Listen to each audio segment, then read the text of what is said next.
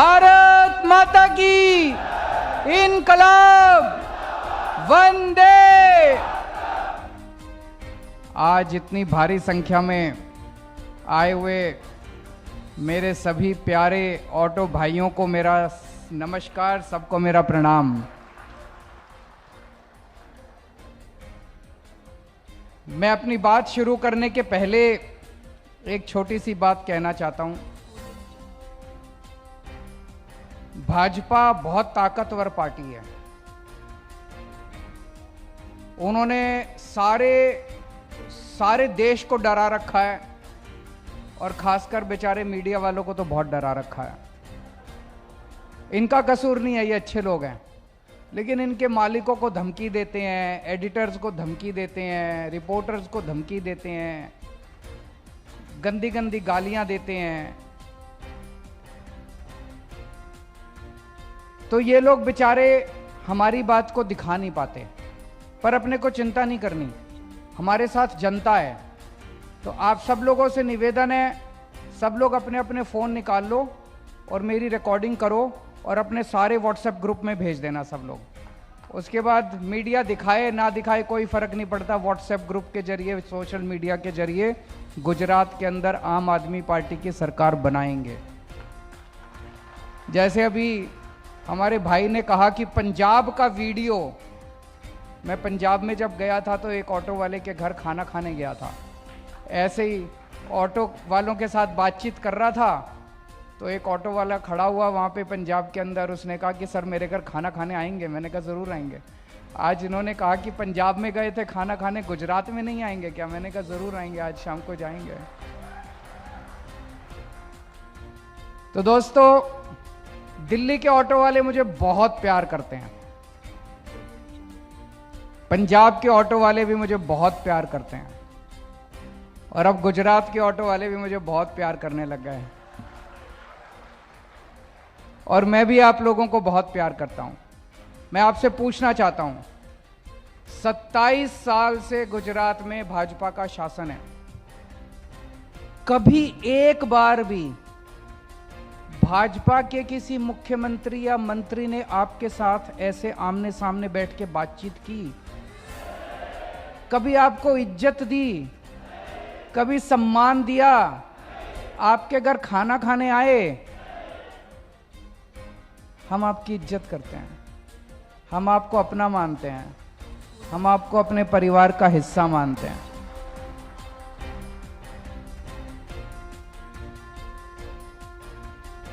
Auto वाले हमें प्यार करते हैं इसलिए नहीं कि मेरी कोई शक्ल अच्छी है या देखने में सुंदर हूं, हम आपका ख्याल रखते हैं। दिल्ली के अंदर कोरोना हुआ, लॉकडाउन लगा, पहले 1 महीने का लॉकडाउन लगा, फिर दूसरा बार 1 महीने का लॉकडाउन लगा। लॉकडाउन में सब मतलब ऑटो बंद थे, घर बैठे थे, कोई सवारी नहीं थी, सड़क पे निकल नहीं सकते थे, घर का खर्चा चलना मुश्किल हो गया।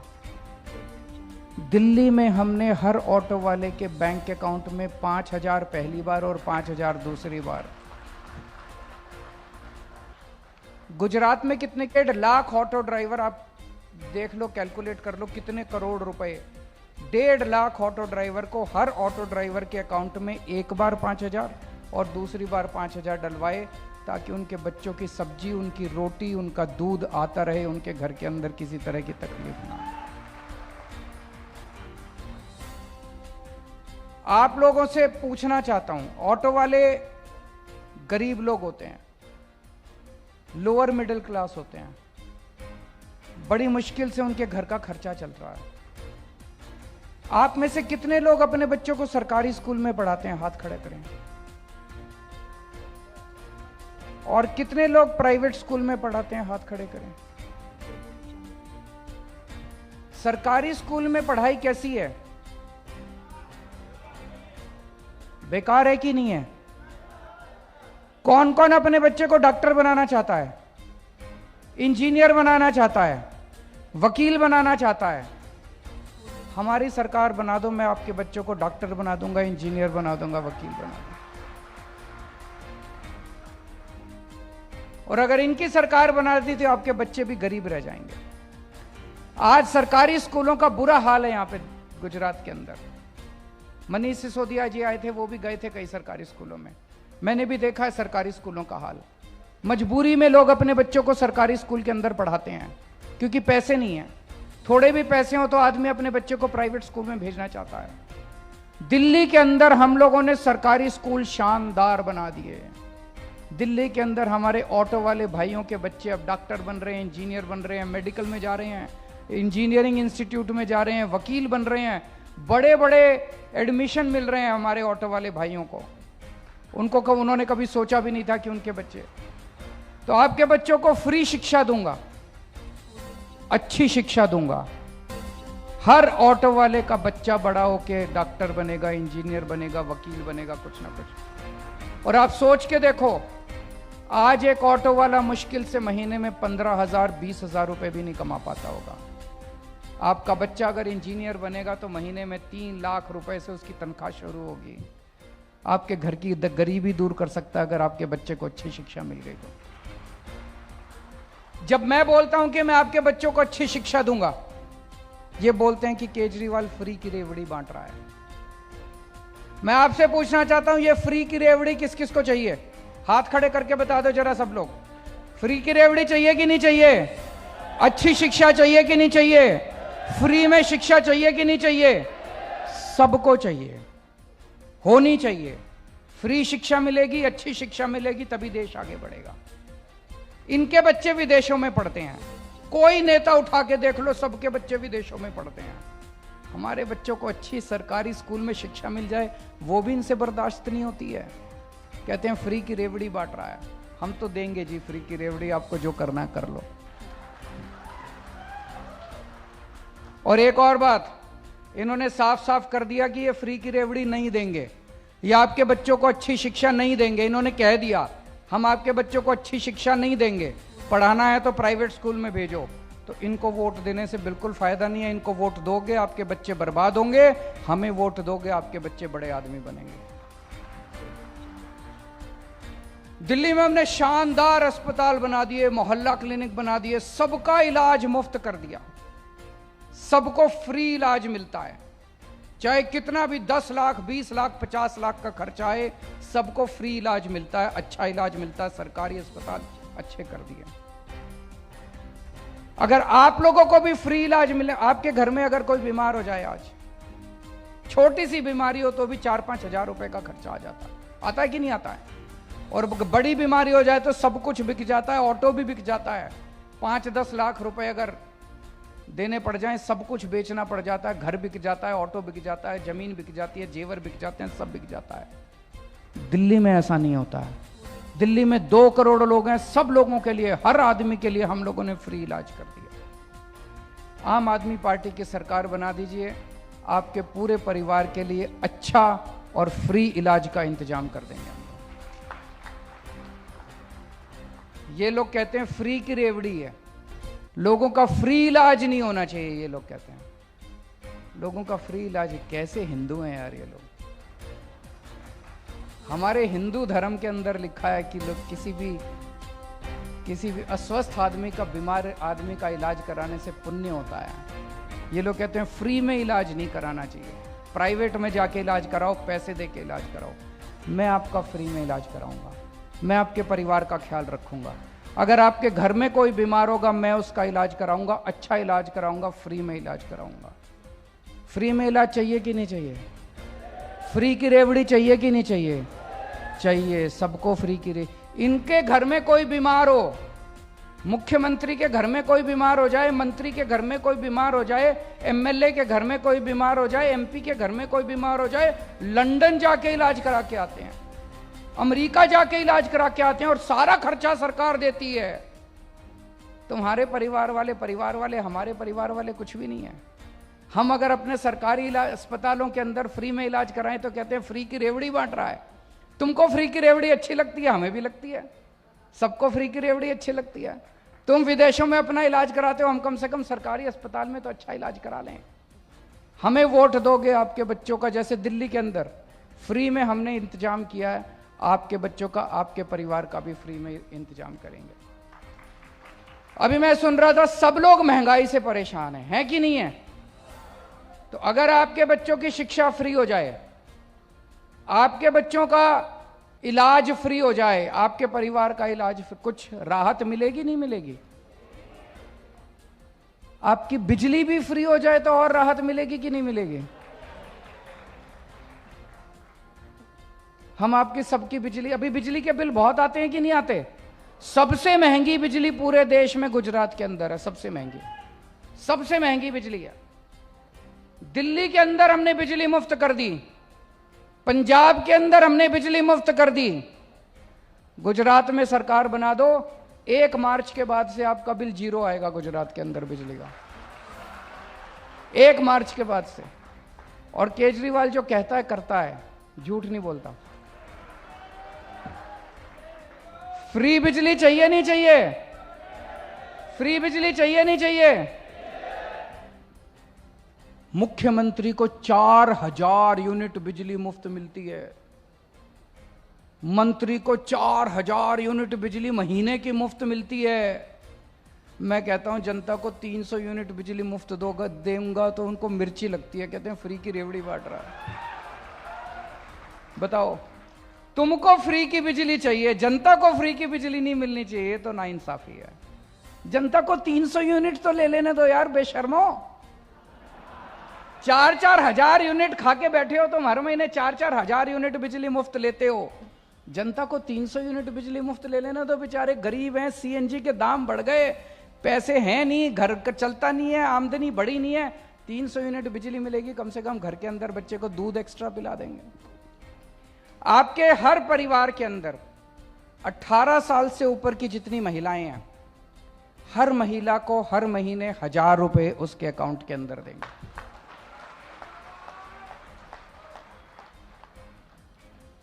उससे सारे भाई बैठे हैं यहां पे, मैं देख रहा हूं, अपनी महिलाओं से पैसे निकलवा के दारू मत पीना उसके बाद। कभी बेचारी को हम उसके अकाउंट में पैसे दे, आप उसको जबरदस्ती करके लेके और उसको कहो नहीं मेरे को पैसे दे मेरे को। अभी किसी ने भाई ने बोला, अच्छा बोला गुजरात के अंदर ऑटो चलाने के लिए लाइसेंस चाहिए, दारू बेचने के लिए लाइसेंस नहीं चाहिए। 1000 रुपए देंगे। अगर किसी के घर में एक माँ है, एक पत्नी है, एक बेटी है, 3 महिलाएं अगर 18 साल से ऊपर है, तो 3000 रुपए महीना मिलेगा सरकार से। हर महिला को अलग अलग 1000 रुपए मिलेंगे। ये वाली फ्री की रेवड़ी चाहिए कि नहीं चाहिए? जोर से बोल दो जरा, ऐसी चाहिए? चाहिए, सबको चाहिए। ये हैं जी,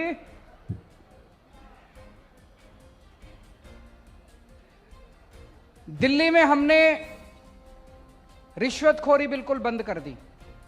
ये जो 188 धारा है आपकी, ये 188 धारा दिल्ली में भी तंग किया करती थी, मुझे पता है इसके बारे में।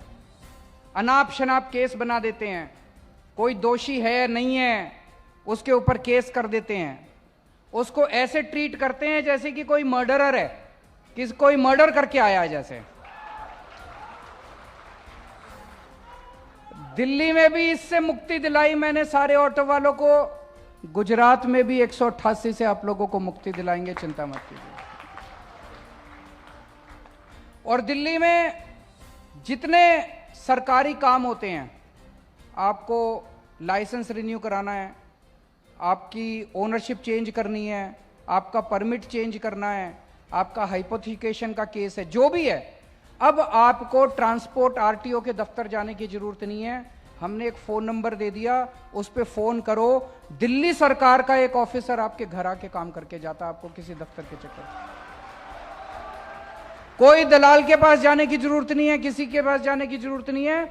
फोन करो, जैसे आप फोन करके घर में पिज्जा मंगवाते हो, ऐसे फोन करके आप अपना लाइसेंस रिन्यू करा सकते हो, आपको किसी के पास जाने की जरूरत नहीं है। सारी रिश्वतखोरी बंद करेंगे। महीने में जितना पैसा आप पुलिस को, दूसरे विभाग वालों को सरकार में रिश्वत के रूप में देते हैं, ये सारा पैसा आपका बचने लगेगा। एक भी पैसा आपको रिश्वत में देने की जरूरत नहीं है। लेकिन इसके लिए सरकार बनानी पड़ेगी। सरकार बनाए बिना तो कैसे होगा? आप पावर नहीं दोगे, हमारे को ताकत नहीं दोगे, तो हम ये सारे काम आपके लिए क्या कैसे करेंगे? तो 2 महीने रह गए, 2 महीने रह गए। एक चीज तो आज ही करनी है। आपके जितने व्हाट्सएप ग्रुप हैं, सारे व्हाट्सएप ग्रुप के अंदर आप लोग डालो कि मैं आम आदमी पार्टी, सबको लिखो। और सारे ऑटो वाले, आज अहमदाबाद में हम कर रहे हैं, लेकिन ये बात सारे गुजरात के ऑटो वालों तक पहुंचनी चाहिए कि एक एक ऑटो वाला जो है आम आदमी पार्टी के लिए 2 महीने काम करेगा। करोगे कि नहीं करोगे? हर सवारी को, जो भी सवारी बैठेगी, उस सवारी को, पहला जो चुनाव हुआ था मेरा 2013 में, उस 2013 में दिल्ली के ऑटो वालों का मेरी जीत के अंदर बहुत बड़ा हाथ था। कैसे? जो सवारी बैठती थी, उसी सवारी को एक ऑटो वाले के पास 15 मिनट, आधा घंटा, पौना घंटा होता है कि नहीं होता है? उसमें वो खूब बात करते थे सवारी से, जी एक मौका तो केजरीवाल को मिलना चाहिए, एक मौका तो केजरीवाल को मिलना चाहिए। फिर वो सवारी कुछ प्रश्न पूछती थी, क्यों मिलना चाहिए? तो सवारी को बताना कि देखो जी, केजरीवाल ने दिल्ली में स्कूल अच्छे किए, केजरीवाल ने अस्पताल अच्छे किए, केजरीवाल ने बिजली अच्छी की, केजरीवाल ने ये किया, सारे काम गिनाना। याद है ना सारे काम? हमारे सारे काम गिनाना सवारियों को, सबको बोलना कि क्यों देना चाहिए। फिर वो सवारी बोलेगी कि केजरीवाल तो फ्री फ्री फ्री फ्री करता है, तो आप बोलना कि बताइए शिक्षा फ्री होनी चाहिए कि नहीं, देश में होनी चाहिए। पूछना उससे, सवारी से पूछना, सवारी से कि सबका इलाज मुफ्त होना चाहिए कि नहीं होना चाहिए।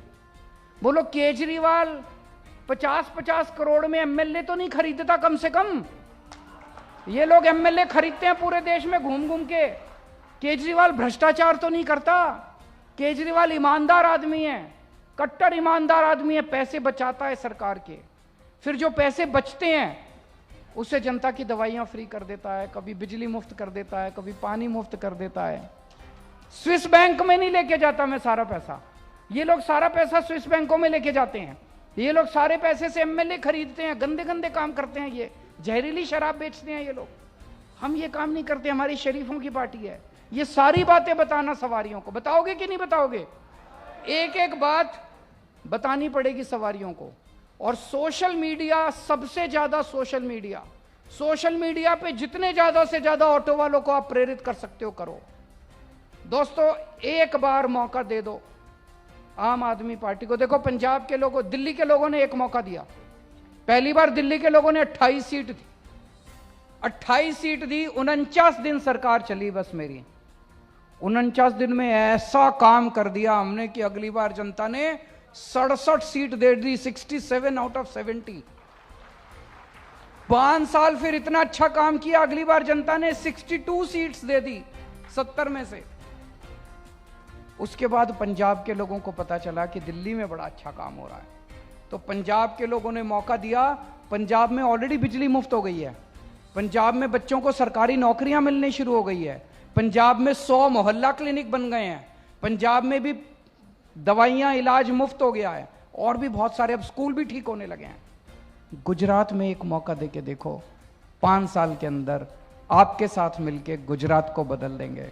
भारत माता की। बैठिए। आप सब लोगों को मेरा नमस्कार, सबको मेरा प्रणाम।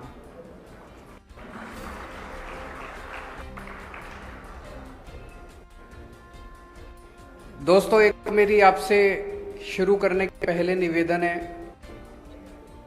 कि इन लोगों ने मीडिया को बहुत डरा के रखा हुआ है।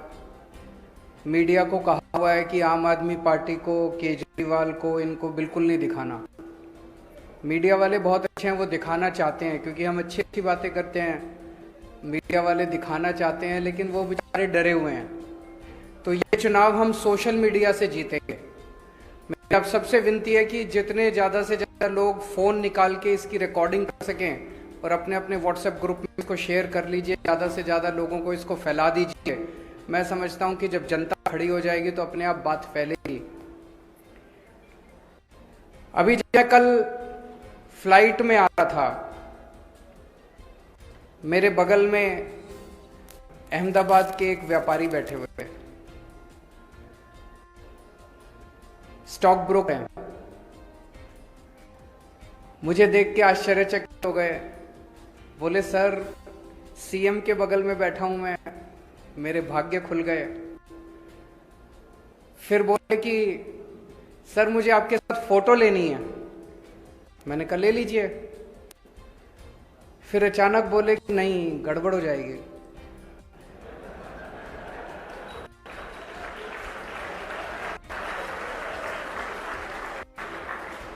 तो मैंने कहा क्या गड़बड़ हो जाएगी? कहते हैं सर आजकल आपके पीछे ईडी और सीबीआई पड़े हुए हैं, अगर फोटो ले ली तो मेरे पीछे भी पड़ जाएंगे। मैंने कहा फोटो शेयर मत करना, अपने मोबाइल में रख लेना। बोला सर सबके मोबाइल टैप हैं, तो फोटो ले ली तो उन तक पहुंच जाएगी।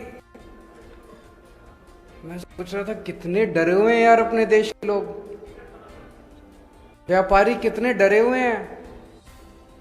जिस देश का व्यापारी एक फोटो लेने में इतना डरा हुआ है, वो देश कैसे तरक्की कर सकता है?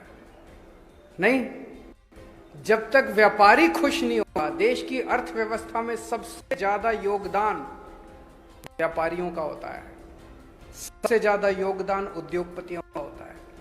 सब लोगों को डरा के रखा हुआ है इन्होंने, सब लोगों को डरा के रखा हुआ है। कल मैं एयरपोर्ट पे लैंड किया, होटल पहुंचा, होटल पहुंचते ही खबर आ गई कि हमारे आम आदमी पार्टी के अहमदाबाद ऑफिस पे गुजरात पुलिस की रेड करवा दी इन्होंने। हमारी फक्कड़ पार्टी, 4 पैसे हैं नहीं हमारे पास, वो 2 घंटे सारे सर्च वर्च करके अपना माथा पकड़ के पुलिस चली गई। बार बार हमारे लोगों से पूछ रही थी पैसा कहां है, बोले है ही नहीं सर, तो चले गए। आज सुबह अहमदाबाद पुलिस बोलती है कि कोई रेड नहीं हुई। ये बड़ा शानदार है यार। कल रेड करी, 3 पुलिस वाले आए, उन 3 पुलिस वालों ने सारा सर्च वर्च करा, अपना आई कार्ड भी दिखाया, नाम भी पता है हमें पुलिस वालों के। आज कहते हैं कोई उनके पास वारंट नहीं था, कोई सर्च वारंट नहीं था, कोई कागज नहीं था, आए बस रेड करी और चले गए। हमने जब शोर किया कि रेड हो गई, हमारे ऊपर रेड हो गई, तो कहते कोई रेड नहीं हुई। ये बड़ा अच्छा है।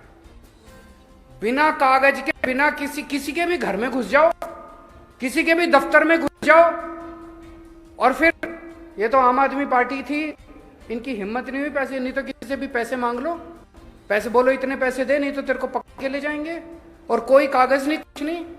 ये चल क्या रहा है इस देश के अंदर? ऐसे पुलिस या सरकार चलेगी? आप लोगों से मैं पूछना चाहता हूं, यहां कितने ऐसे लोग हैं जिनके या तो खुद के ऊपर, या रिश्तेदार के ऊपर, या दोस्तों के ऊपर, या जान पहचान वालों के ऊपर, या तो इनकम टैक्स की रेड हुई हो, ईडी की रेड हुई हो, सीबीआई की रेड हुई हो? जरा हाथ खड़ा करके, डरने की जरूरत नहीं है, यहां पे हाथ खड़ा करके। इतने देश के अंदर ऐसे डरा रखा है इन लोगों ने एजेंसी के जरिए लोगों को, भ्रष्टाचार रोकने के लिए नहीं, उगाही करने के लिए। जितनी एजेंसीज आती हैं सब उगाही करने के लिए आती हैं। जब तक देश के व्यापारी के मन से डर नहीं निकाला जाएगा, जब तक व्यापारी खुल के व्यापार नहीं कर पाएगा, तब तक देश तरक्की नहीं कर सकता। सबसे पहली चीज ये, आम आदमी पार्टी की सरकार बनेगी, गुजरात के अंदर भयमुक्त वातावरण देना हमारा सबसे पहला काम होगा। अभी जब मैंने पूछा कि कितने लोग ऐसे हैं जिन्होंने जान पहचान वाले या किसी के यहाँ रेड हुई हो, किसी की हाथ उठाने की भी हिम्मत नहीं है, कभी कैमरे में कैप्चर ना हो जाए। ऐसा हो ही नहीं सकता कि किसी जान पहचान वाले या किसी के यहाँ इनकम टैक्स की, इसकी उसकी रेड ना हो। डर निकालना पड़ेगा सबसे पहले, जनता के मन से डर निकालना पड़ेगा। निडर होकर व्यापार करो, आप निडर होकर व्यापार करोगे, आपका व्यापार बढ़ेगा तो देश तरक्की करेगा। ये मैं दिल से कह रहा हूं। खुद भी एक व्यापारी परिवार से आता हूं, मैं बनिया परिवार से आता हूं, बनिया हूं। तो हमारे दादाजी की तरफ भी, मामा जी की तरफ भी, नाना नानी, दादा दादी सारे व्यापार में थे। और मैं जानता हूं कि एक व्यापारी कितनी टेंशन के अंदर 24 घंटे व्यापार करता है। कभी लगता है ये एजेंसी आ जाएगी, कभी वो डिपार्टमेंट आ जाएगा, कभी वो आ जाएगा। सबसे ज्यादा जीएसटी से दुखी हैं लोग, हैं कि नहीं है? जीएसटी से बहुत दुखी हैं। अभी जैसे बताया इन्होंने, कई मैं सुन रहा था, जैनेंद्र तन्ना जी ने बताया कंप्लायंस की दिक्कत है, रेट्स की भी दिक्कत है। इतना कठिन कर दिया इन लोगों ने, इतना कठिन कर दिया इन लोगों ने जीएसटी को, इतने चार्टर्ड अकाउंटेंट को भी पैसे देने पड़ते हैं, उसके बावजूद भी कहीं ना कोई गड़बड़ हो जाती है। इसको सिंप्लीफाई करने की जरूरत है। इसको सिंप्लीफाई करेंगे, हम भी करेंगे, गुजरात के स्तर पे भी करेंगे और केंद्र सरकार के स्तर पे भी आवाज उठाएंगे, ताकि, और अगर आप गुजरात में सरकार बना दोगे तो हमारे 3 सीएम हो जाएंगे। जब 3 सीएम मिलके केंद्र सरकार में आवाज उठाएंगे तो थोड़ी ताकत ज्यादा होगी नहीं होगी? हमारी सुनवाई भी ज्यादा होगी, हमारी सुनवाई भी ज्यादा होगी। तो ये जीएसटी को ठीक करने की जरूरत है, बहुत बड़े स्तर पे जीएसटी को ठीक, कंप्लायंस भी ठीक करने की जरूरत है, रेट्स भी ठीक करने की जरूरत है। अभी भाई साहब ने प्रश्न पूछा, तन्ना जी ने भी और उनके बगल में जो बैठे हैं उन्होंने भी, कि सुप्रीम कोर्ट का एक ऑर्डर आया है। सुप्रीम कोर्ट का ऑर्डर ये कहता है कि जीएसटी काउंसिल के अंदर जो निर्णय लिए जाते हैं वो बाध्य नहीं है राज्य सरकारों के ऊपर। ये बहुत बड़ी अपॉर्चुनिटी देता है, बहुत बड़ा अवसर पैदा करता है।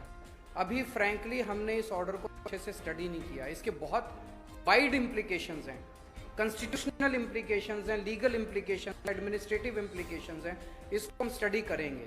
अगर अपॉर्चुनिटी खुलती है, मैं आज गुजरात के सभी व्यापारियों को आश्वासन दे के जाना चाहता हूं, आपके साथ बैठेंगे, जैसे आप कहेंगे जीएसटी की रिजीम गुजरात के अंदर वैसी ही होगी जैसा व्यापारी चाहेंगे, ना कि वैसी होगी जैसा एक्सटॉर्शन की तरफ से।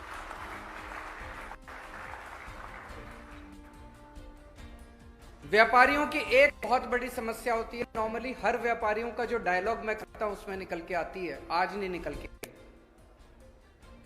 होती है, पेमेंट की। एक मिनट में पूरा कर लूं अभी। पेमेंट नहीं आती, माल बेचते हैं, पेमेंट नहीं आती है कि नहीं है? किसी ने पैसा लिया वापस नहीं करता, बहुत बड़ी समस्या है। आधे से ज्यादा लोग इस पेमेंट की वजह से डूब जाते हैं, आधे से ज्यादा व्यापारी तो इस पेमेंट, मेरे पास इसका तुरंत कोई समाधान नहीं है। मैं भी व्यापारी परिवार से आता हूं, इसलिए मैं समझ सकता हूं कि पेमेंट की कितनी बड़ी समस्या है। आपके साथ बैठेंगे, इसमें मैं बहुत लोगों से चर्चा कर रहा हूं कि क्या किया जा सकता है। इस पे कोई कानून ऐसा बनना चाहिए ताकि लोगों की पेमेंट वापस आ सके। अगर एक आदमी को माल बेचने के बाद अपनी पेमेंट की पक्का हो जाए कि मेरी पेमेंट आ जाएगी, तो मैं बताता हूं आपको 50 से 60% व्यापार वैसे ही बढ़ जाएगा, लोगों का कॉन्फिडेंस बढ़ेगा सिस्टम के अंदर और व्यापार बढ़ जाएगा। इसके लिए हम मिल बैठ के कुछ समाधान निकाल के कोई कानून लेके आएंगे, और जो कानून यहां बनेगा उसको फिर दिल्ली में भी लागू करेंगे, उसको फिर पंजाब में भी लागू करेंगे और एक दिन पूरे देश में भी लागू करेंगे।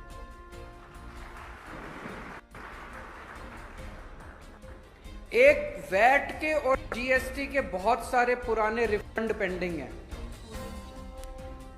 ये सरकारें जानबूझ के रखती हैं, जब सरकार का खर्चा नहीं चल रहा होता तो रिफंड रोक लेती हैं, और व्यापारी के पास बेचारे का कैश फ्लो रुक जाता है, और कैश फ्लो एक व्यापारी की जान होता है। तो हमारी सरकार बनेगी 6 महीने के अंदर जितने आपके पुराने रिफंड है, सारे रिफंड आप 6 महीने के अंदर, वैट के भी और जीएसटी के भी। वैट के पुराने बहुत सारे मामले चल रहे हैं, वैट तो खत्म हुए कितने साल हो गए, लेकिन पुराने केस पे केस चल।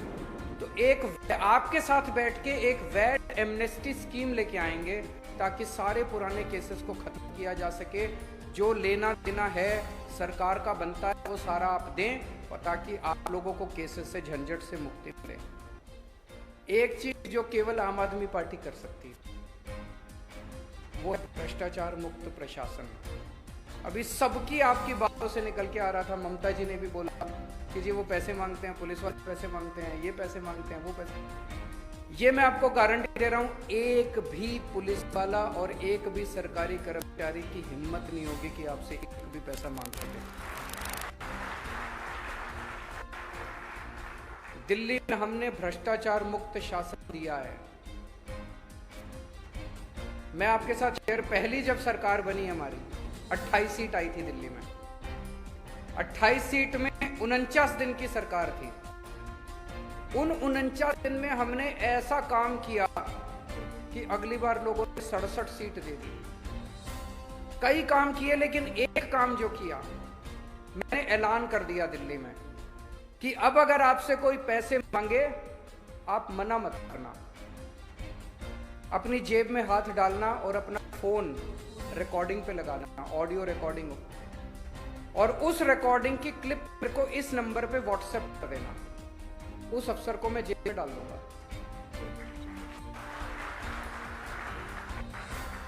49 दिन में 32 लोगों को मैंने जेल डाली। आपको यकीन बता रहा हूं, किसी की रिश्वत कम नहीं हुई, 0 हो गई 49 दिन के अंदर की रिश्वत। और 49 दिन के बाद जैसे ही हमारी सरकार गिरी, ये लोग सारे पैसे लेने पहुंच गए। बोले तो जो 49 दिन वाले हैं वो भी दो और अब नए पैसे भी दो। बोलो बुला अब अपने केजरीवाल को, हम देखते हैं तेरा केजरीवाल क्या करता है। तो ये हमको ही करना है, भ्रष्टाचार। नीयत साफ है हमारी, शरीफ लोग हैं, पैसे नहीं खाते। ये कोशिश तो बहुत कर रहे हैं पूरे देश के अंदर फैलाने की कि जिन्होंने शराब घोटाला कर दिया, मनीष सिसोदिया 144 करोड़ खा गया, तो उसके घर रेड करी, रेड में 10,000 रुपए नहीं मिले। अगर 144 करोड़ रुपए कोई खाता तो कुछ लाख, 2 लाख, 3 लाख करोड़, 2 करोड़ बिखरे हुए ही मिल जाते घर के अंदर। कुछ नहीं मिला। हमारे दफ्तर में रेड करी, वहां कुछ नहीं मिला। गुजरात में रेड करी, वहां कुछ नहीं मिला। मनीष के घर कुछ नहीं मिला, सत्येंद्र के घर कुछ। ऐसे ही फेंकते रहते हैं, कीचड़ फेंकते रहते हैं, पर जनता देख रही है।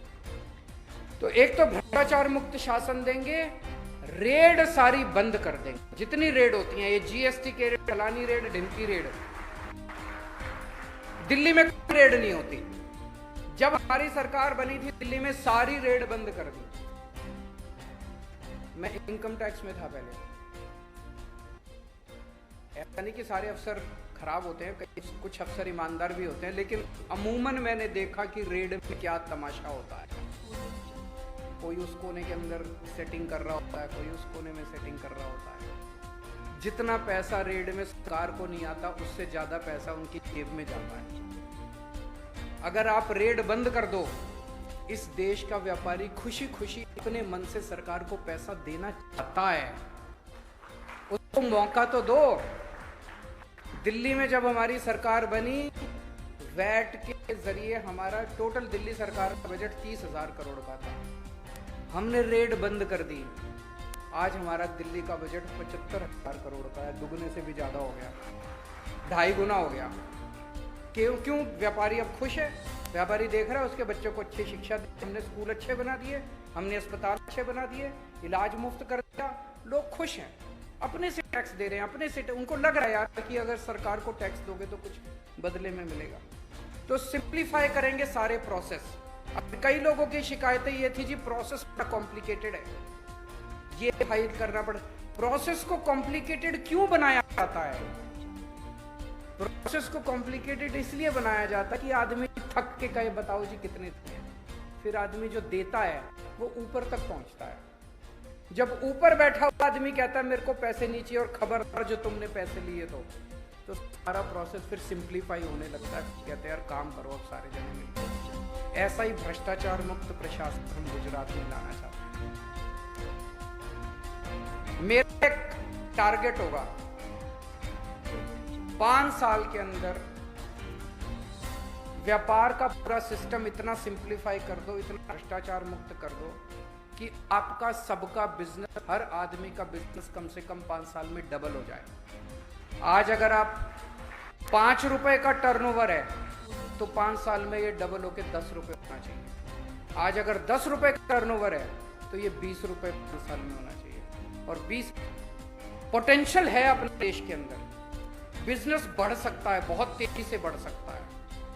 इस सब चीजों को संकुचित करके मतलब घोट के रखा हुआ है सरकारों ने।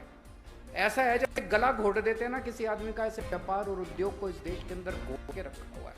अब खुला छोड़ दिया जाए व्यापार को, खुला छोड़ दिया जाए व्यापारी को, उद्योगपतियों को, इतना बढ़ेगा हमारे देश के अंदर। हम चाइना को पीछे छोड़, हमारे अंदर पोटेंशियल है। और एक ये कहा जा रहा है फ्री की रेवड़ी, फ्री की रेवड़ी, फ्री की रेवड़ी। मैं कन्विंस्ड हूं पूरी तरह से कि अपने देश के हर बच्चे को अच्छी शिक्षा मिलनी चाहिए और फ्री शिक्षा मिलनी चाहिए।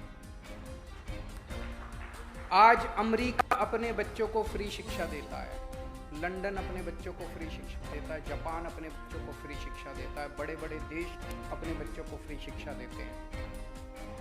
वो इसलिए फ्री शिक्षा नहीं देते कि वो अमीर हैं, वो अमीर इसलिए बने क्योंकि उन्होंने अपने बच्चों को फ्री शिक्षा देनी चालू करी।